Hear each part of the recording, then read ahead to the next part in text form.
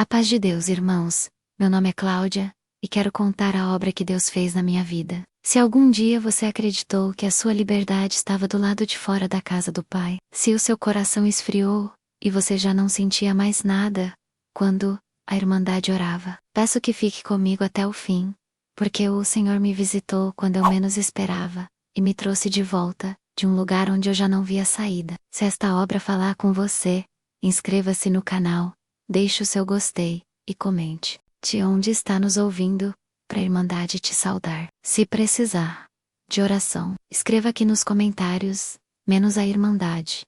Vai orar por você com amor e temor diante de Deus.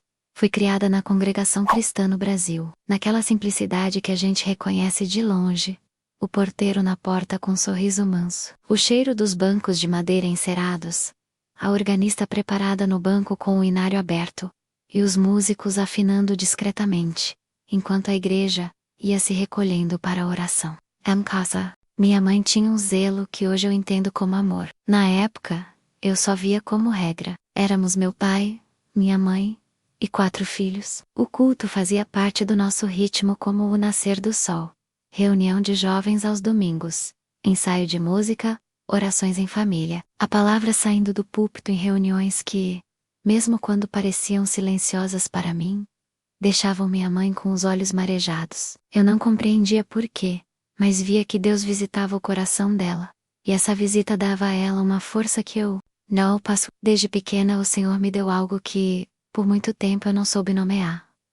Eu via, sonhava, tinha visões. Lembro como se fosse agora, uma mulher ajoelhada, em silêncio, com um rosto voltado para o chão, e um véu sobre a cabeça, e os cabelos dela menos longos, brilhando como se tivessem capturado a luz do céu, se derramavam até o piso. Eu via as lágrimas caírem, e diante dos meus olhos de criança, elas se tornarem ouro, grãos minúsculos de ouro, subindo em direção ao alto como se um vento suave os carregasse para a presença de Deus.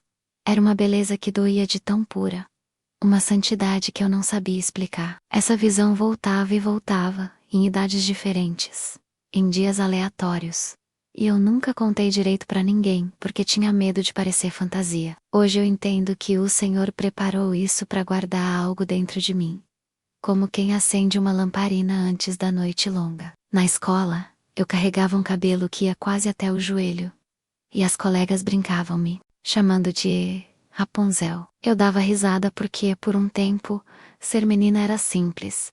A gente corre, canta no recitativo, aprende os primeiros hinos, decora versículos, e acha que o mundo cabe inteiro dentro do lenço da mãe quando ela o coloca sobre a cabeça para orar. Só que a adolescência chega como uma maré, que sobe sem pedir licença. E com ela vieram as perguntas, que eu não tinha coragem de fazer em voz alta, dentro da igreja, mas que martelavam por dentro, quando eu me olhava no espelho.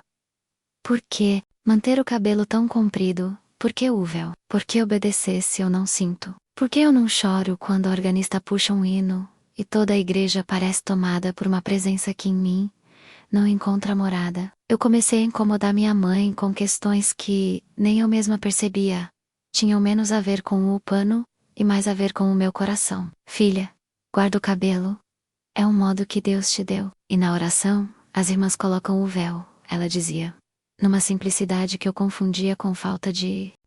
Eu apertava, mãe, mas se na igreja a gente usa o véu na oração, por que o cabelo precisa ser tão comprido? Não é exagero? E ela, cansada da lida, com casa, marido e 4 filhos, passava a mão na minha cabeça e respondia: Deus te chamou com esse jeitinho, minha filha.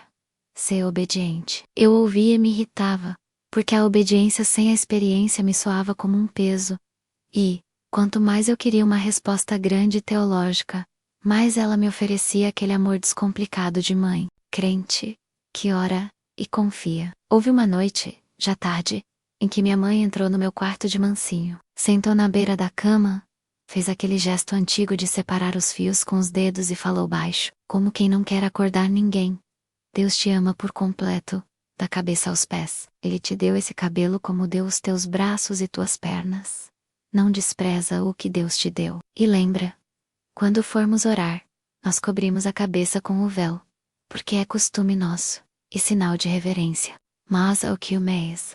Importa é o teu coração ficar inteiro nas mãos de Deus. Ela me beijou a testa e saiu. Eu virei o rosto e vi minha irmã dormindo, menos aquela que parecia ter sido feita de outra massa.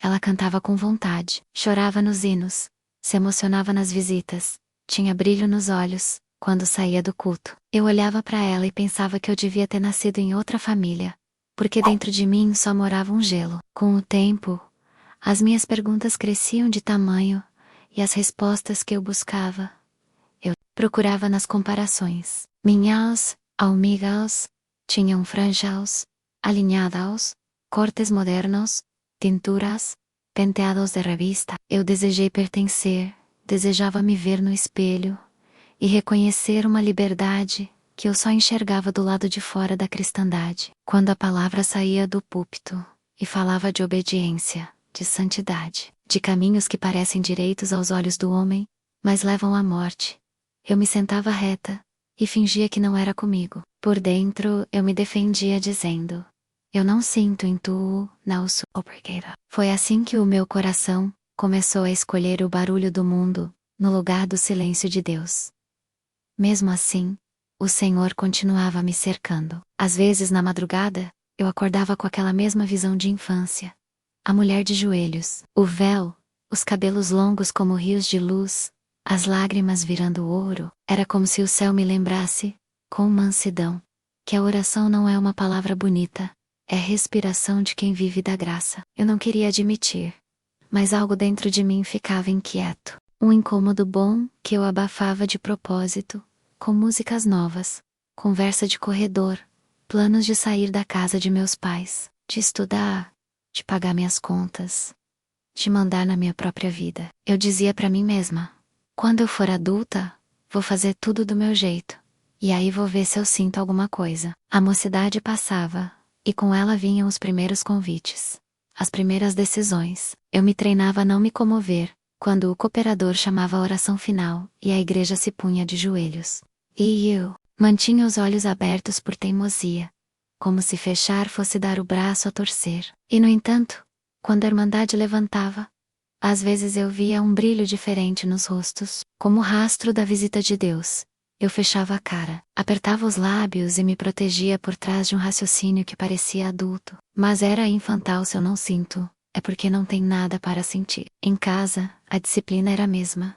Domingo era dia de lavar a alma, não só roupa. A Bíblia ficava aberta na mesa da sala. Às quartas, a mãe dizia: hoje vamos orar mais um pouco. E eu revirava os olhos. Houve uma vez em que o ancião trouxe uma palavra que falava de Jonas, de como é perigoso ter ouvido de Deus e escolher o navio errado. E a igreja ficou num silêncio que para mim soou como exagero. Mas a minha mãe enxugou os olhos discretamente e agradeceu a Deus.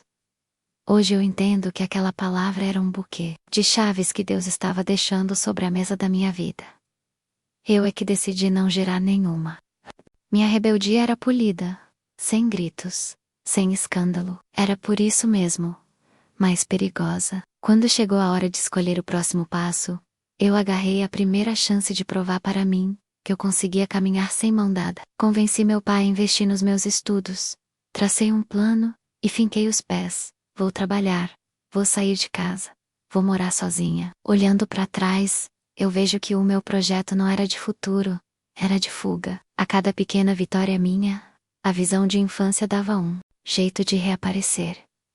Naquele tempo, eu só achava bonito. Hoje eu sei que era Deus acendendo postas de luz, para que, quando eu resolvesse me perder, não faltassem faróis no caminho de volta. Eu conto tudo isso porque às vezes o desvio começa muito antes do primeiro passo para fora. Ele começa na dúvida que a gente afaga, na comparação que a gente alimenta, no não sinto nada que a gente repete como quem faz um voto secreto. Começa quando a gente escolhe confundir o zelo dos pais com autoritarismo e desconsidera que, por trás da frase simples, ser obediente, há joelhos dobrados, noites inteiras de oração, véus umedecidos por lágrimas, que talvez ninguém veja menos lágrimas que Deus vê. Recolhe e transforma em ouro diante do trono.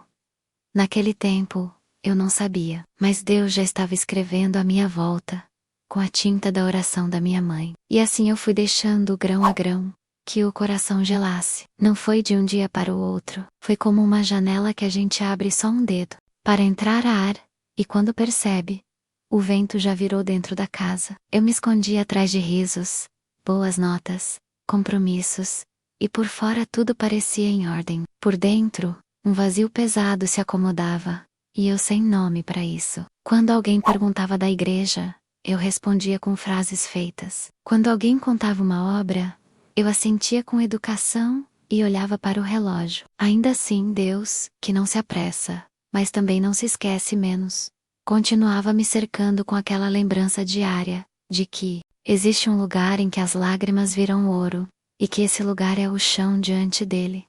Talvez por isso, cada vez que a organista tocava um hino de visita, meu peito doía um pouco, como se eu tivesse alguém me chamando pelo nome no meio do barulho. Eu fingia que não era comigo, e endurecia mais um fio por dentro. Mal eu sabia que, enquanto eu endurecia, Deus estava colecionando todas as gotas de oração derramadas por mim, menos aquelas que eu não vi, da minha mãe no quarto, e as que eu vi, da mulher do meu sonho, e guardando-as como sementes para o tempo em que tudo em mim parecesse seco. Foi nessa secura que eu confundi rebeldia com coragem e frieza com maturidade. E foi nessa secura que eu comecei a acreditar que se eu cortasse o que Deus tinha me dado, eu seria finalmente dona de mim. Eu não vou adiantar o que vem depois, porque o Senhor tem tempos e modos de tratar cada coração. Mas eu precisava te dizer que antes das escolhas mais barulhentas, houve esse silêncio comprido, esse inverno, por dentro, esse período em que a palavra saía do púlpito, e eu fingia não ouvir.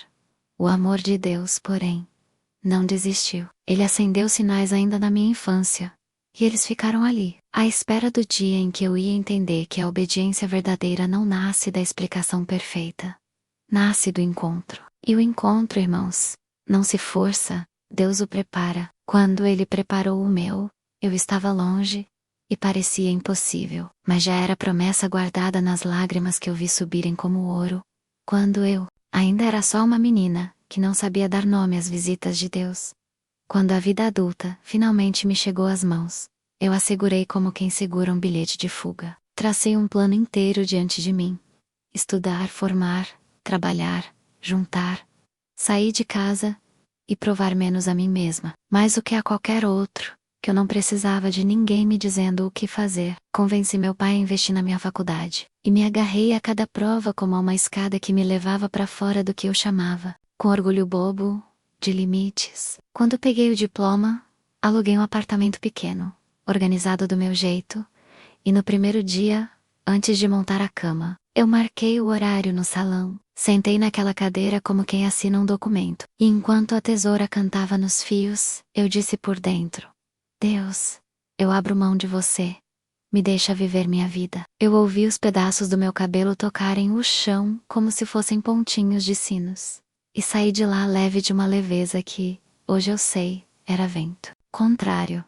Minha mãe chorou quando me viu. Meu pai, no seu jeito duro e meio desajeitado de amar, resmungou que tinha sido um erro me deixar estudar tanto. Achava que o casamento teria me colocado numa rota mais segura. Eu endureci por dentro, para não desmontar na frente deles. Voltei para o meu apartamento e me prometi que dali em diante, eu seria racional, prática, moderna. O véu, eu sabia.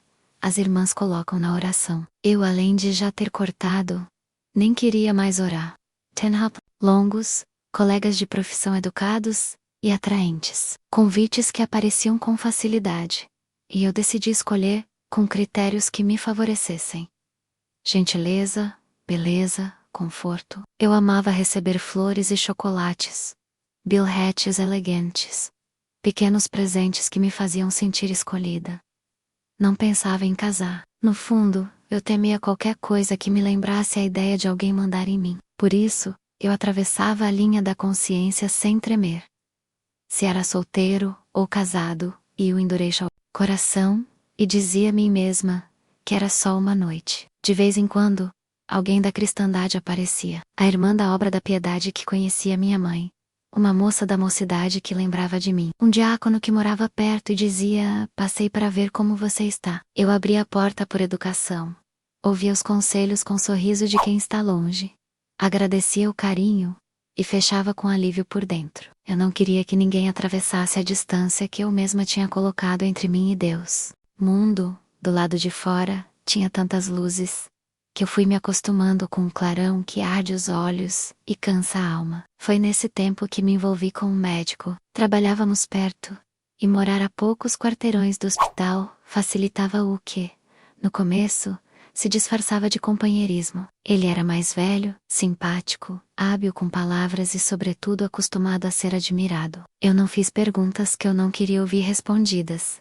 E, quando soube que era casado, me escondi atrás do "é só por tampa." O pecado sempre oferece uma versão confortável de si mesmo. Recebia-o em casa às vezes por dias, e a rotina das minhas mãos: preparar um café, dobrar um lençol, aquecer a comida menos, ia ganhando a forma torta de um cotidiano que não me pertencia. Eu me via em espelhos que não refletiam a verdade. Numa manhã, a campainha tocou. No meu prédio ninguém subia sem autorizar na portaria. E por isso estranhei. Abri a porta e encontrei uma mulher de meia-idade, bonita de uma beleza mansa, roupa simples e postura que não pedia permissão para existir. "Bom dia", ela disse. Eu, seca, respondi: "Posso entrar? Quero conversar." Hesitei. "A portaria deixou?" "O senhor me deu acesso", ela devolveu, com uma serenidade que me desarmou por um segundo. Eu não entendi a frase inteira, mas reconheci nela algo familiar. Um jeito de falar que eu conhecia dos bancos de madeira. Eric, e o nome de Deus posto na soleira da minha porta, me deixou entre o respeito e a irritação. Acabei abrindo. Sentou-se, olhou-me nos olhos e falou baixo: "Vim pedir que você termine com o meu marido." Eu congelei. O sangue subiu ao rosto. Por um instante, olhei de relance para o corredor. Ele dormia. Ela continuou, sem raiva no tom: "Eu sei que ele está aqui. E você não é a única. Há anos, eu oro e choro por ele." Levantei a voz, ferida na minha soberba. "Como você se atreve? Você é atrevida. E ela? E como você se atreve a deitar com um homem que não é seu?" O silêncio que ficou entre nós pesou mais do que palavras. Ela se levantou, caminhou até a porta e disse antes de sair: "Eu vim por amor a você também. Deus te ama. Eu tenho 3 filhos, esperando o pai em casa. Deixa ele ir para casa." E foi embora. Eu fiquei tremendo, com raiva e vergonha misturadas.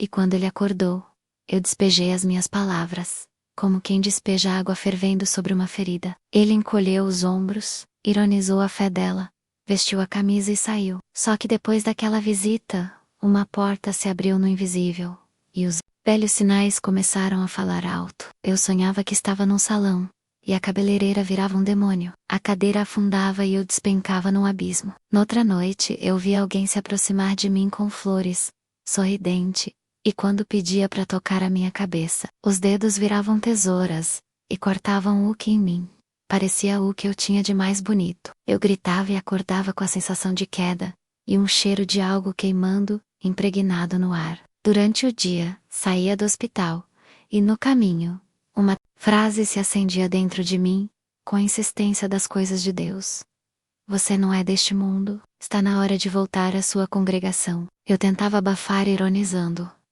"Voltar para quê, se eu nunca senti nada?" Só que quando eu dizia isso, vinham lágrimas, e o peito doía de saudade de uma casa que eu mesma tinha virado as costas. Houve um reencontro com ela, a esposa, no corredor do hospital, apressada entre uma ala e outra. Lá estava a mesma mulher, com os olhos cansados de quem luta em oração, mas em pé e firme. Parou diante de mim. "Não vim por ele, vim por você", disse, com aquela mansidão que me desarmava. "Deus manda te dizer que você não precisa pegar o que é dos outros. Ele tem um homem para você, um casamento, uma casa. Ele tem um plano bonito para tua vida." Eu dei risada de deboche, como quem tenta fugir correndo num sonho. "Acha que eu vou largar minha profissão, minha liberdade, para cuidar de casa, criança, marido e igreja?" "Dá licença." Virei as costas. "Uve quando", ela disse, já distante. Você só tem o que tem, porque Deus permitiu.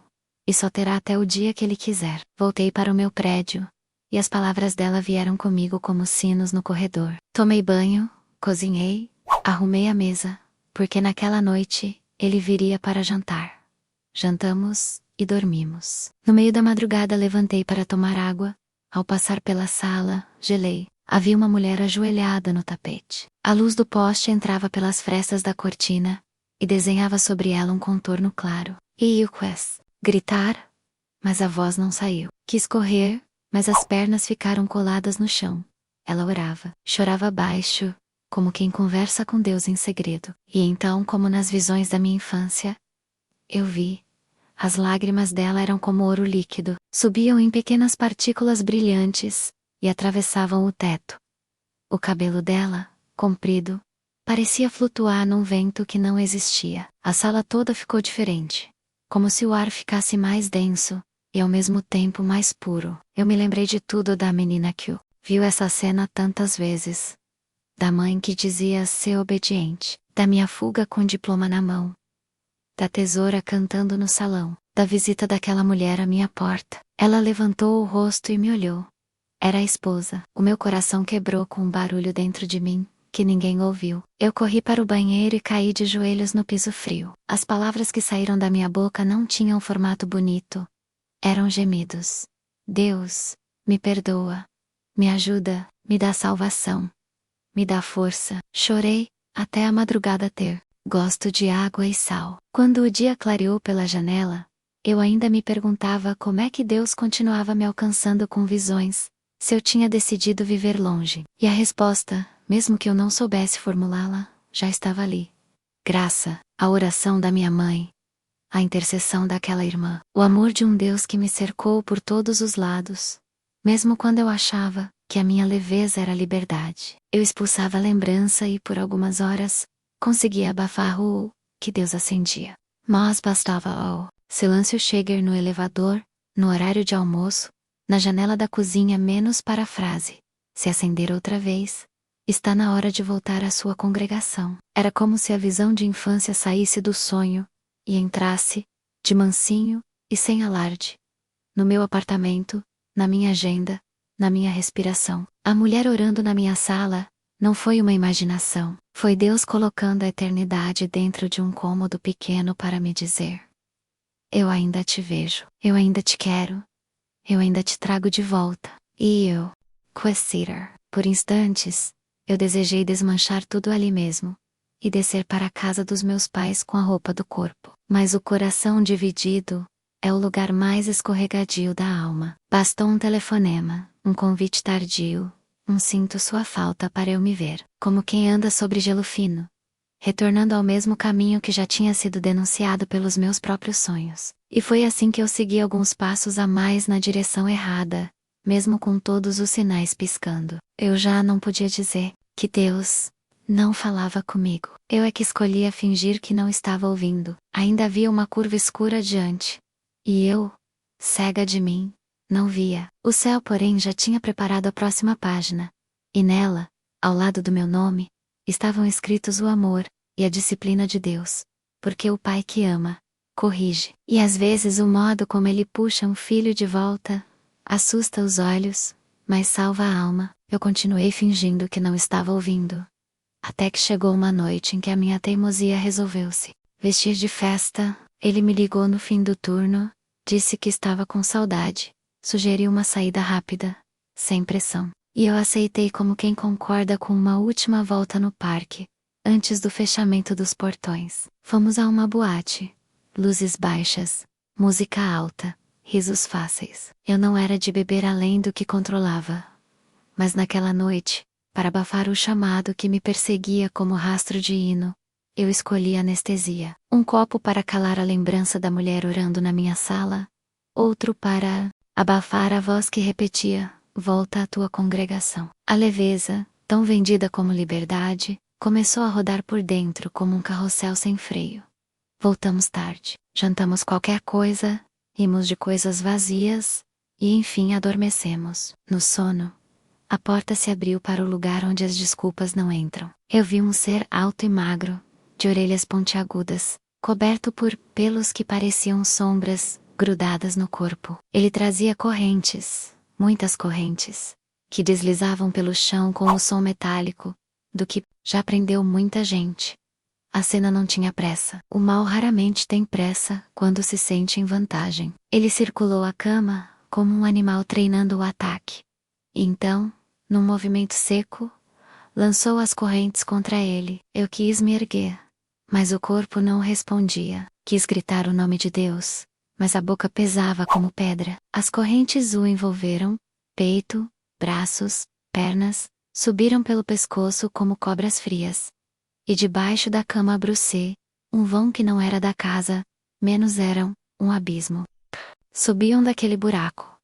E o barulho era de ferro quente, de ranger de dentes, e de dor antiga. Ele se contorcia, e eu, paralisada, via a cena como quem assiste de dentro de um aquário, sem oxigênio. Quando o demônio puxou, o meu quarto virou uma ponte, sobre um lugar que não tem volta. Eu senti o cheiro do enxofre, um fedor doce e azedo, e tive certeza de que, se o braço daquela criatura se estendesse 1 centímetro a mais, eu cairia junto. Acordei com o peito em golpes, a roupa colada de suor, garganta seca, como quem atravessou um deserto. Caí de joelhos no chão.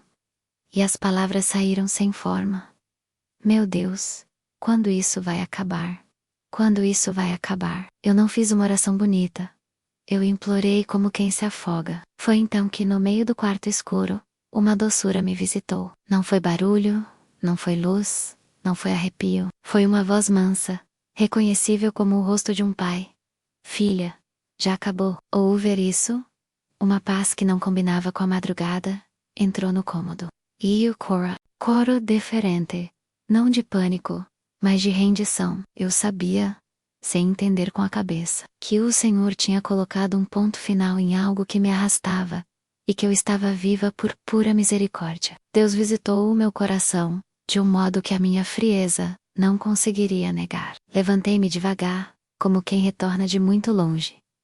Apontei os olhos para a cama. Havia algo estranho. É curioso como, nos instantes em que Deus fala por dentro, o mundo por fora muda de nitidez. O rosto dele parecia alheio, a expressão congelada num lugar onde nem o sono nem a vigília alcançam. Chamei baixo, toquei seu ombro, depois seu peito.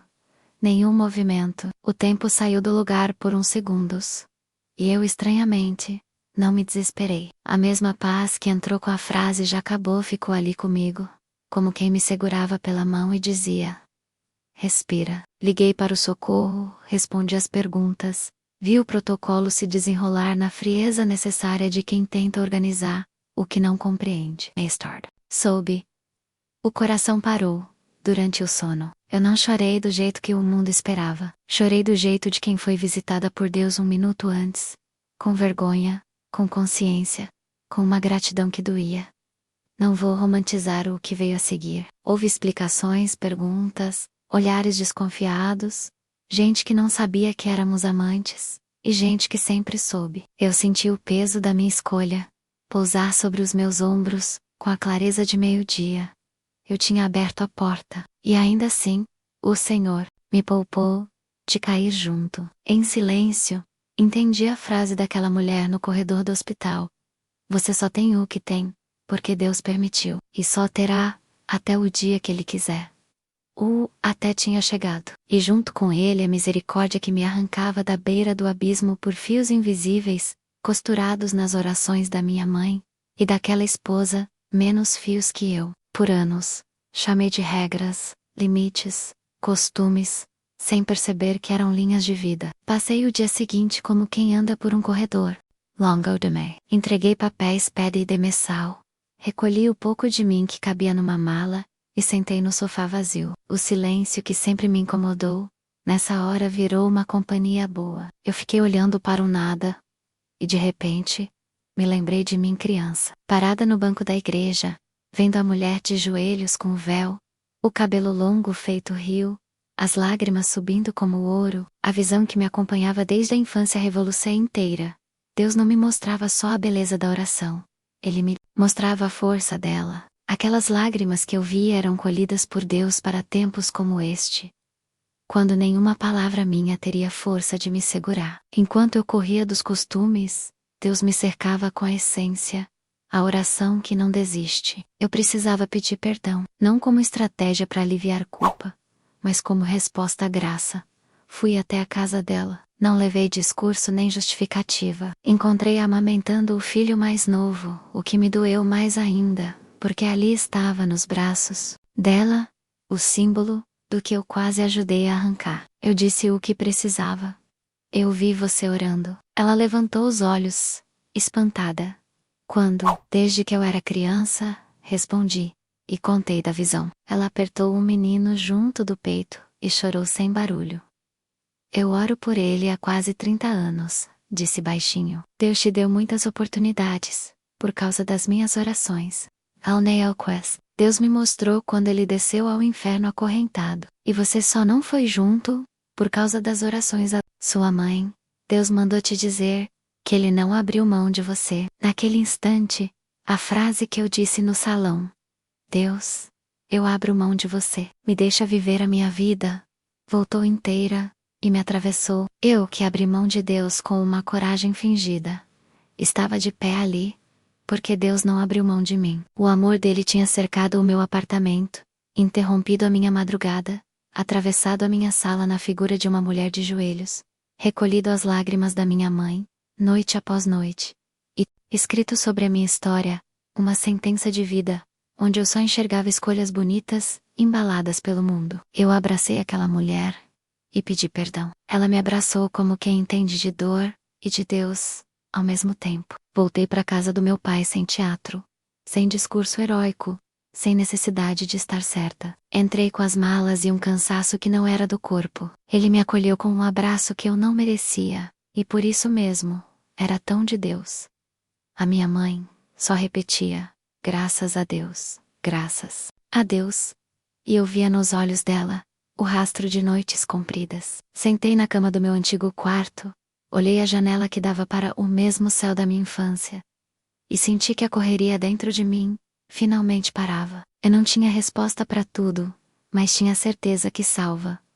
O Senhor me trouxe de volta, e, enquanto eu respirava, uma convicção cresceu mansamente.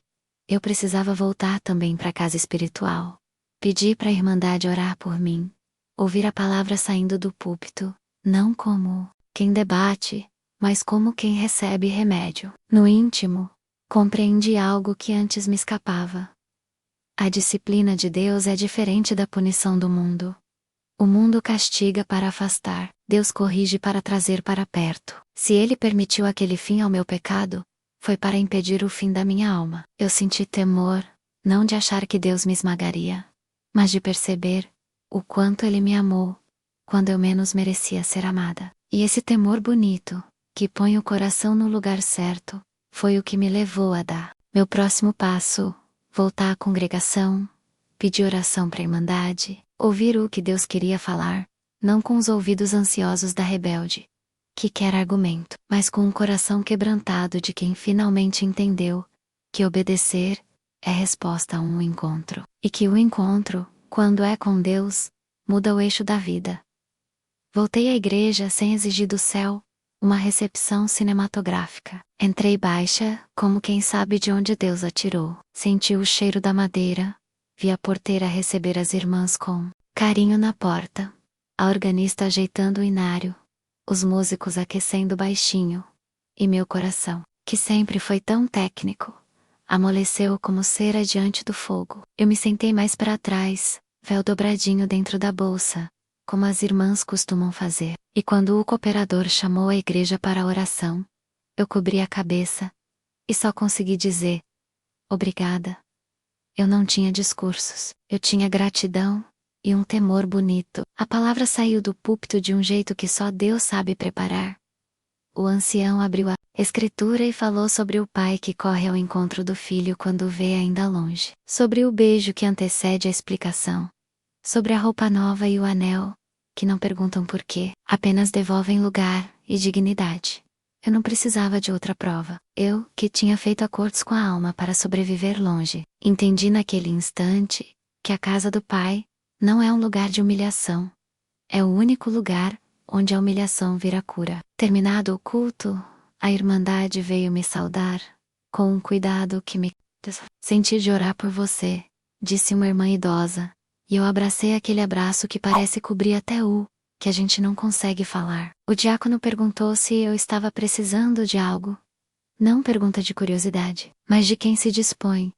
E eu disse que estava bem, que queria só ficar perto. O cooperador, com mansidão, disse que, quando eu sentisse, poderia testemunhar a obra que Deus tinha feito. Eu balancei a cabeça e pedi à Irmandade que me lembrasse em oração, porque eu sabia que os dias seguintes seriam de ajustes internos, fecer portos, sustentar decisões, arrumar o lado de dentro. Em casa, a rotina simples com meus pais foi curando coisas silenciosas. Minha mãe me olhava como quem conta promessas respondidas. E quando eu deitava, percebia que a paz continuava ali, sem precisar de explicação nova a cada noite. No tempo do Senhor, não um dia a mais nem um dia a menos, Ele foi costurando as partes. Entreguei minha demissão sem remendos. Mudei de posto mais tranquilo. Refiz caminhos. Devolvi chaves que não eram minhas. E, sobretudo, deixei Deus me refazer por dentro. A congregação foi o colo certo. Visita na minha casa, irmã da obra da piedade, trazendo um bolo e um abraço. Jovens que me saúdam sem apontar, palavra do púlpito firmando meus pés. Houve uma busca de dons em que eu fui movida a joelhos. E pela primeira vez em muito tempo, minha oração não veio do medo de perder, mas da alegria de ter sido encontrada. Eu não pedi cargos, não pedi respostas grandes, pedi constância. Pedi coração inteiro, não mais dividido entre as luzes de fora e o silêncio de Deus. Numa dessas reuniões, a palavra desceu com um detalhe que me atravessou. O servo de Deus falou do cabelo como cobertura que, em muitos de nós, virou símbolo de identidade quando deveria ser fruto de um coração rendido. Eu entendi. Não era sobre o comprimento por si, era sobre o lugar de Deus, na decisão. As irmãs usam o véu quando oram. Eu sempre soube disso, mas no meu caso, o cabelo tinha virado o estandarte da minha guerra particular.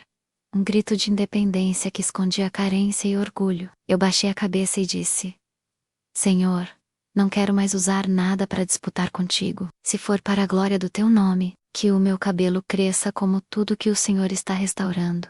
A paciência, a mansidão, a obediência. E fui vivendo, sem pressa, fio a fio, tempo a tempo. A graça foi me alinhando por dentro, e o lado de fora foi apenas acompanhando. Um dia, o ministério confirmou que Deus já vinha acendendo no meu coração. Era tempo de testemunhar. Subi ao púlpito com as pernas trêmulas. Contei a obra como quem devolve um presente, e pedi que o Senhor usasse a minha vergonha lavada para sarar alguém que estivesse, como eu estive, a um passo de cair acorrentado. Eu não escondi a gravidade do meu desvio, mas glorifiquei a misericórdia. Contei da mulher que vi orando com lágrimas virando ouro. Contei do filho, já acabou.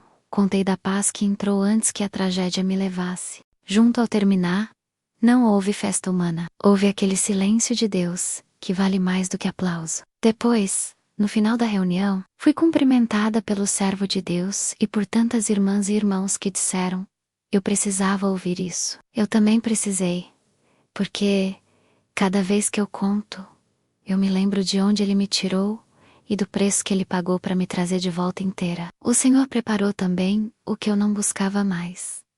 Com o tempo, no meio da Irmandade, conheci um irmão de coração, simples, temente a Deus, de palavra firme, e mãos prontas para servir. Não veio embalado como romance de novela, veio moldado em oração de gente que não negocia a paz. Não precisou pressa, nem teste de forças, precisou só da confirmação de Deus e da bênção do ministério. Casamos no tempo certo, menos com nossos papéis em ordem, e a vida diante de Deus.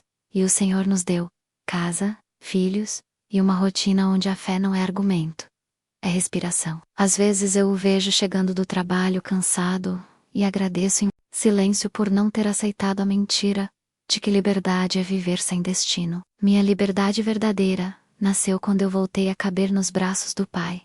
O meu cabelo foi crescendo, como cresce o entendimento, sem alarde, com propósito, lembrando-me sempre que não é sobre aparência, é sobre obediência com alegria. Na oração, cubra a cabeça com o meu véu como as irmãs fazem menos costume nosso. E, quando me pergunto como pude chamar de grande que era só ego vestindo coragem e lembro das lágrimas de ouro e descanso. Deus me alcançou antes do fim. Hoje, quando a palavra sai do púlpito, chamando a mocidade à sobriedade, eu oro por cada moça que talvez esteja guardando as mesmas perguntas que eu guardei. Oro para que antes da tesoura venha o encontro. Antes do eu não sinto, vem a visita. Antes da leveza que arrasta, vem a voz mansa que diz já acabou. Se você está longe, eu não te aponto o dedo. Eu te aponto o caminho. Volta. Não testa o precipício. Não se arrisca a viver de restos do mundo quando Deus tem mesa posta na casa do Pai. Se precisar, pede ajuda. A Irmandade sabe amar devagar, com passos que não atropelam. Deus não abriu mão de mim quando eu abri mão dele. Não vai abrir mão de você. Se esta obra alcançou o seu coração, inscreva-se no canal, deixe seu gostei e comente de onde está nos ouvindo, para a Irmandade te saudar. Se precisa de oração, deixe seu pedido aqui embaixo. Vamos orar por você, crendo que o Senhor visita, fala e restaura no tempo, certo? Compartilhe este testemunho com alguém que está a um passo de sair de casa. Pode ser a mão que Deus vai usar para segurar